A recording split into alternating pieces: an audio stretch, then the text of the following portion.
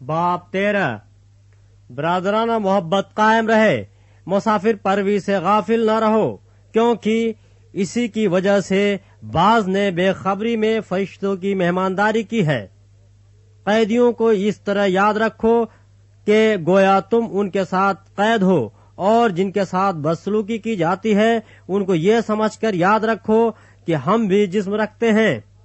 بیاہ کرنا سب میں عزت کی بات سمجھی جائے اور بستر بے داغ رہے، کیونکہ خدا حرام کاروں اور زانیوں کی عدالت کرے گا۔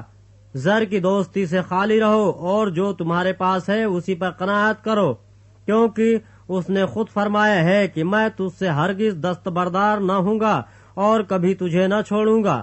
اس واسطے ہم دلیری کے ساتھ کہتے ہیں کہ خداوند میرا مددگار ہے، میں خوف نہ کروں گا، انسان میرا کیا کرے گا؟ جو تمہارے پیشوا تھے اور جنہوں نے تمہیں خدا کا کلام سنایا انہیں یاد رکھو اور ان کی زندگی کے انجام پر غور کر کے ان جیسے ایماندار ہو جاؤ۔ یسوع مسیح کل اور آج بلکہ ابد تک یکساں ہے۔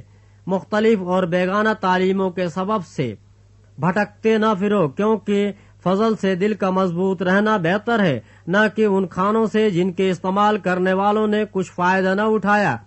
ہماری ایک ایسی قربان گاہ ہے جس میں سے خیمہ کی خدمت کرنے والوں کو کھانے کا اختیار نہیں، کیونکہ جن جانوروں کا خون سردار کاہن پاک مکان میں گناہ کے کفارے کے واسطے لے جاتا ہے ان کے جسم خیمہ گاہ کے باہر جلائے جاتے ہیں۔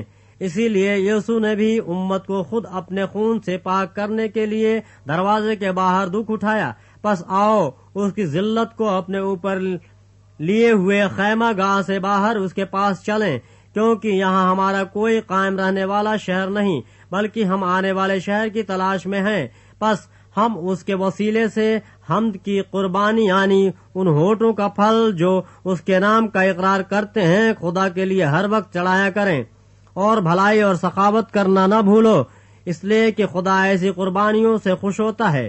اپنے پیشواؤں کے فرما بردار اور تابع رہو، کیونکہ وہ تمہاری روحوں کے فائدے کے لیے ان کی طرح جاگتے رہتے ہیں جنہیں حساب دینا پڑے گا، تاکہ وہ خوشی سے یہ کام کریں نہ کہ رنج سے، کیونکہ اس صورت میں تمہیں کچھ فائدہ نہیں۔ ہمارے واسطے دعا کرو، کیونکہ ہمیں یقین ہے کہ ہمارا دل صاف ہے اور ہم ہر بات میں نیکی کے ساتھ زندگی گزارنا چاہتے ہیں۔ میں تمہیں یہ کام کرنے کی اس لیے اور بھی نصیحت کرتا ہوں کہ میں جلد تمہارے پاس پھر آنے پاؤں۔ اب خدا اطمینان کا چشمہ جو بھیڑوں کے بڑے چرواہے یعنی ہمارے خداوند یسوع کو ابدی حد کے خون کے باعث مردوں میں سے زندہ کر کے اٹھا لایا، تم کو ہر نیک بات میں کامل کرے، تاکہ تم اس کی مرضی پوری کرو، اور جو کچھ اس کے نزدیک پسندیدہ ہے یسوع مسیح کے وسیلے سے ہم میں پیدا کرے، جس کی تمجید عبدالآباد ہوتی رہے، آمین۔ اے بھائیو، میں تم سے التماس کرتا ہوں کہ اس نصیحت کے کلام کی برداشت کرو، کیونکہ میں نے تمہیں مختصر طور پر لکھا ہے۔ تم کو واضح ہو کہ ہمارا بھائی تیموتھیوس رہا ہو گیا ہے، اگر وہ جلد آ گیا تو میں اس کے ساتھ تم سے ملوں گا۔ اپنے سب پیشواؤں اور سب مقدسوں سے سلام کہو۔ اطالیہ والے تمہیں سلام کہتے ہیں۔ تم سب پر فضل ہوتا رہے، آمین۔